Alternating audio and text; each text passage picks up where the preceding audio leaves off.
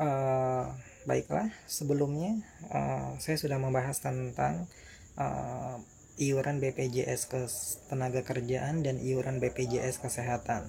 Nah, itu ada kaitannya, sudah saya informasikan adalah dengan gaji.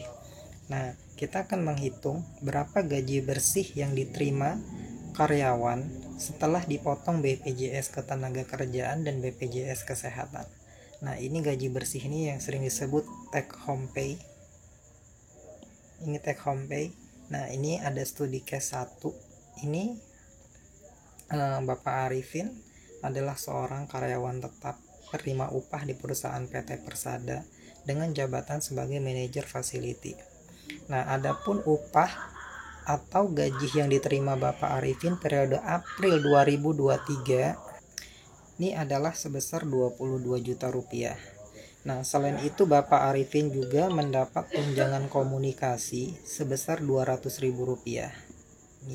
Kemudian tunjangan jabatan sebesar 1 juta rupiah sebagai manajer facility. Kemudian tunjangan transport sebesar 350.000 rupiah dan tunjangan makan sebesar 500.000 rupiah.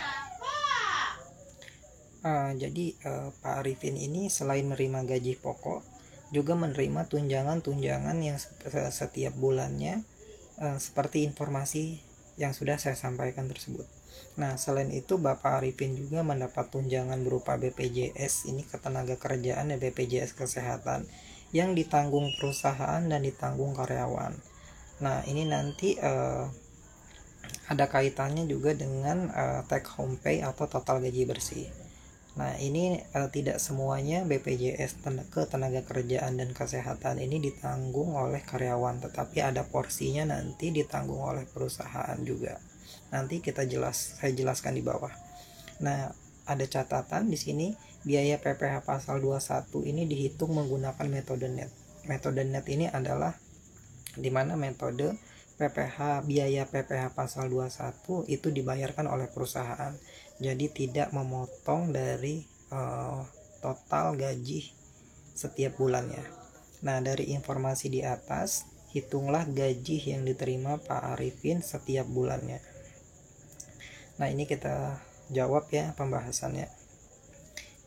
Ini nama karyawannya adalah Pak Arifin tadi, statusnya karyawan tetap. Ini adalah gajian periode April 2023. Nah, inilah gaji pokoknya Pak Arifin, 22 juta seperti soal di atas. Ini adalah tunjangannya.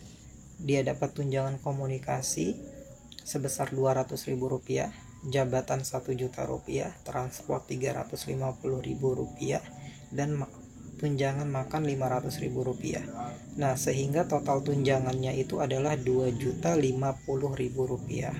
Nah, total gaji dan tunjangan yang diterima Pak Arifin setiap bulannya secara rutin adalah 24.050.000 rupiah. Nah, apakah 24.050.000 rupiah ini langsung ditransfer ke Pak Arifin? Nah, ternyata di soal tersebut ada BPJS yang harus ditanggung oleh karyawan. Ini adalah BPJS yang ditanggung karyawan. Ini adalah jaminan pensiun atau JPN sebesar 3%. Nah, ini 2%-nya ditanggung oleh perusahaan dan 1%-nya ditanggung oleh karyawan.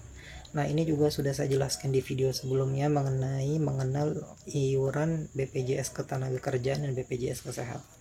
Nah, di sini untuk jaminan pensiun juga ada batas upah minimumnya. Ini menurut peraturan PP nomor 45 tahun 2015, itu batas upah minimumnya adalah 9.559.600 rupiah. Ini berlaku mulai 1 Maret 2023. Nah, jadi ini 1%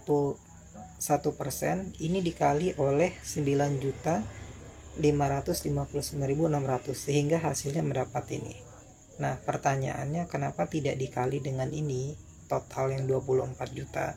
Karena yang ditanggung baik perusahaan maupun karyawan sebesar 3% ini hanya sebesar 9.559.600. Apabila gaji di atas angka ini, maka yang jadi pengali adalah 9.559.600. Sehingga untuk Pak Arifin kasusnya ini tidak bisa dikalikan dengan total gaji ini.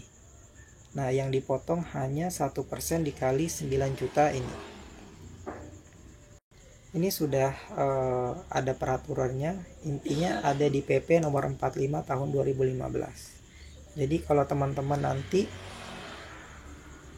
gajinya misalkan 12 juta, 15 juta, nah ini batas upah minimumnya hanya segini. Kalau dipotong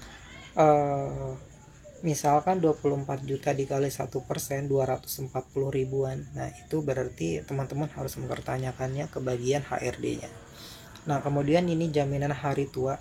Ini jaminan hari tua ini adalah 5,7%, di mana 3,7% ditanggung oleh perusahaan dan 2% ditanggung oleh karyawan.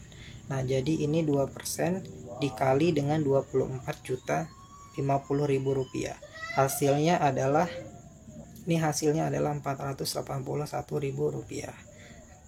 Nah kemudian ini ada jaminan kematian 0,3%. Nah jaminan kematiannya JKM-nya adalah 3% ya teman-teman. Nah 2%-nya ini adalah ditanggung oleh perusahaan, sedangkan 1%-nya adalah ditanggung oleh karyawan. Nah totalnya adalah ini 1% yang ditanggung oleh karyawan dikali 24.050.000, sehingga 240.500 hasilnya. Nah kemudian ini ada jaminan kesehatan, ini 5%. Nah 4% ini adalah ditanggung oleh perusahaan. Nah sedangkan yang 1% ini ditanggung oleh karyawan. Nah tapi ini ada batas upah minimum. Nah di mana batas upah minimum ini adalah sebesar 12 juta rupiah. Ini ada peraturannya di PP nomor 64 tahun 2020. Nah jika gaji teman-teman itu di atas 12 juta, maka dasar pengalinya adalah 12. Nah ini untuk kasusnya Pak Arifin, karena gajinya sebesar 24.050.000 rupiah dikali 1%, itu adalah sebesar 240.500. Nah ini sudah melebihi dari besarnya batas upah minimumnya. Jadi Pak Arifin itu hanya dipotong sebesar 12 juta dikali 1% saja. Nah untuk kasus yang memiliki batas upah minimum hanya ada dua, yaitu JPN jaminan pensiun dan JKN yaitu jaminan kesehatan. Nah jadi total BPJS Ketenagakerjaan dan BPJS Kesehatan yang ditanggung oleh Bapak Arifin totalnya adalah 937.096 rupiah. Nah jadi total gaji bersih yang diterima Pak Arifin adalah 23.112.904 rupiah. Nah jadi teman-teman, nanti kalau misalkan teman-teman kerja di suatu perusahaan, teman-teman bisa hitung seperti ini. Seharusnya semua hitungannya sama. Nah jadi teman-teman kalau misalkan teman-teman bergaji misalkan contoh 15 juta. Nah yang teman-teman harus waspadai adalah jaminan pensiun dan jaminan kesehatan, karena dia ada batas upah minimumnya. Apabila nanti dari tim HRD itu melakukan pengalinya 1%, contoh jaminan pensiun 1% dikali 15 juta yang ini, nah itu sudah salah, harusnya dikali sebesar ini.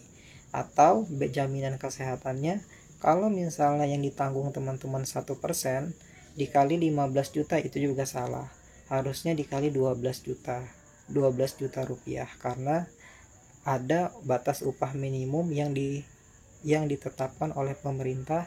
Untuk JPN itu di PP nomor 45 tahun 2015, sedangkan untuk jaminan kesehatan itu diatur di PP nomor 64 tahun 2020.